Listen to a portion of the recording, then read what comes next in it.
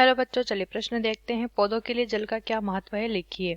आइए जान लेते हैं यहाँ पे हमारे प्रश्न की मुख्य अवधारणा। हमारे प्रश्न की मुख्य अवधारणा यहाँ पर संबंधित है, हमें बताना है किस बारे में। हमें बताना है जल के महत्व के बारे में। ठीक है, किसके लिए? जो पौधे होते हैं। देखिए, पौधे जो हमारे होते हैं इनमें पाया जाता है जीव द्रव्य। पौधे, इनमें जीव द्रव्य पाया जाता है पौधे की कोशिका में। इन कोशिका में जो जीव द्रव्य होता है उस जीव द्रव्य का लगभग 90% भाग किसके द्वारा बना होता है? जल के द्वारा। तो सबसे पहला मुख्य महत्व तो यही हो गया कि जीव द्रव्य के निर्माण के लिए जल जरूरी होता है।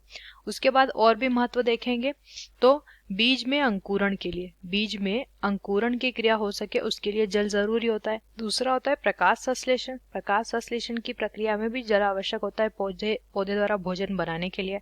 पौधों में जो ताप होता है, ताप जो होता है उसके नियंत्रण के लिए, यानी कि पौधे के शरीर का ताप नियंत्रित हो सके उसके लिए भी जल आवश्यक होता है।